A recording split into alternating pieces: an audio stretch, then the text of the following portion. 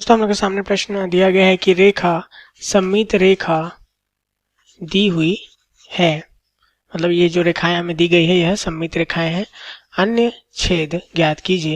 यहाँ पे दोस्तों हम देख सकते हैं हमारे पास नीले रंग के यहाँ छेद दिखाई दे रहे हैं, तो हमें अन्य छेद और बनाने हैं जिससे यह रेखाओं के दोनों तरफ जो आकृतियां हमें दिखाई देंगी वह हमें सममित दिखाई दे।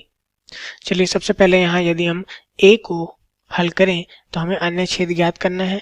तो दोस्तों यहाँ हम देख सकते हैं कि एक तरफ आकृति यह है तो दूसरी तरफ यह आकृति हमारे पास है इस सममित रेखा के दोनों तरफ।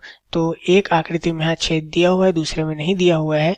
तो दोस्तों यदि यहाँ पे हम इसी प्रकार का एक और छेद लगा दें तो दोनों आकृतियां हमें अब सममित दिखाई दे रही है। दोनों आकृतियां अब एक दूसरे की प्रतिबिंब दिखाई दे रही है। हमें एक दूसरे का क्या बनाना होता है, सममित में प्रतिबिंब बनाना होता है। इसी प्रकार दोस्तों यदि हम बी की बात करें तो इस सममित रेखा के अनुसार यहाँ पे यदि हम देखें तो प्रतिबिंब तब बनेगा जब यहाँ पे छेद है तो उसी प्रकार यहाँ पे एक और छेद हो जाएगा, तो यह दोनों आकृतियां अब प्रतिबिंब हो गई अर्थात सममित हो गई। इसी प्रकार सी में हम इस छेद के अनुरूप यहाँ भी एक छेद लगा दिए, तो अब यह दोनों जो आकृतियां हैं यह क्या हो गई, सममित हो गई है। इसी प्रकार दोस्तों इस गोले में डी में हम देखें तो यहाँ यदि हम एक छेद लगा दें तो हमें क्या मिल जाएगा, यह जो आकृति है यह दो भागों में हमें मिल जाएगा अर्थात इसका इस सममित रेखा के अनुरूप हमें प्रतिबिंब मिल रहा है, तो यह भी सममित हो जाएगा।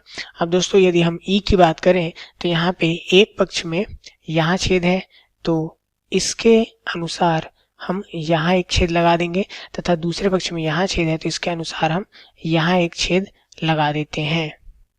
तो यहाँ से देख सकते हैं हमारे पास दोनों आकृतियों में दो दो छेद हैं अर्थात ये एक दूसरे के प्रतिबिंब हमें दिखाई दे रहे हैं। तो हमने सभी अन्य छेद यहाँ ज्ञात कर लिए हैं। उम्मीद है आप लोग को यह सवाल समझ में आया।